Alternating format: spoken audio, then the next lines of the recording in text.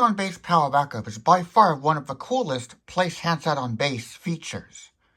But there are two other handset on the base features which are pretty cool.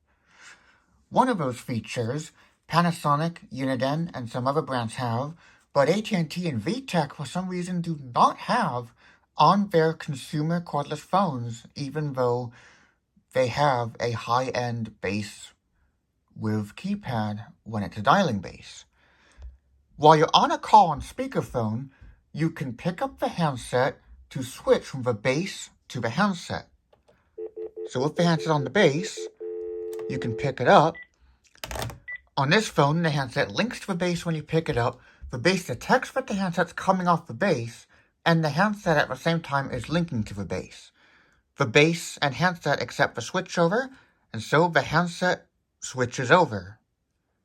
If you place the handset and lift it up before it actually says it's charging, so like if you quickly tap it on and off the base, like this, then if you picked up another handset, it'll switch over to that handset. Because the base is detecting a handset coming off the base, and the handset, knowing the phone's on a call, links to the base when you pick it up.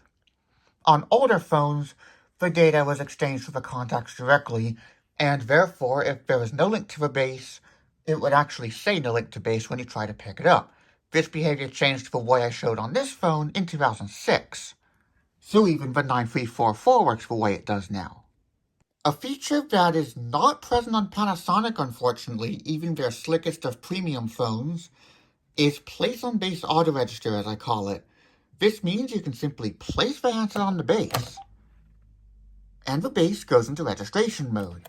Then you can take the handset out of the base. This differs from older cordless phones like what's on my wall, where placing the handset on the base exchanges a digital security code between the base and the handset. That was the precursor to registration, which we have today. The base and handset do not exchange any data by placing it on the base, other than for the handset to put the base into registration mode. Data is exchanged with the contacts, along with the power circuit. Answer by voice commands on base detection is just the completion of the charge circuit, just like how many cordless phones would turn on the charge light on the base.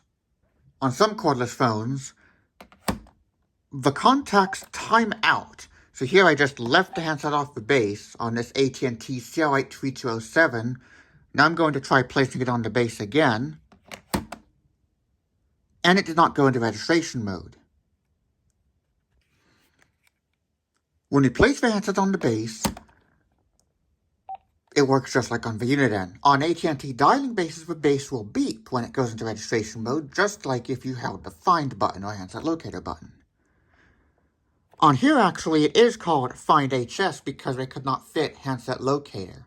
But on AT&T phones where the button is in the handset charging area, like on the predecessor to this, the CL83215, it was right here in this very spot.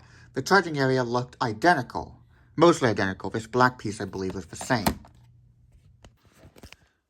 On an AT&T or Vtech non-dialing base, no beep sounds. But same thing, the contacts do time out. All these phones I showed have only two contacts, a positive and a negative. However, older cordless phones like this 97 Panasonic KX-TCM422, which is a 46 to 49 MHz analog, and even some hotel phones to this day, like Vtech's contemporary cordless phones, have a third contact in the middle, which facilitates these features, like place on base for security code or registration, or picking up the switch. And as a result, the pickup to switch is instantaneous. The handset beeps the moment it's picked up.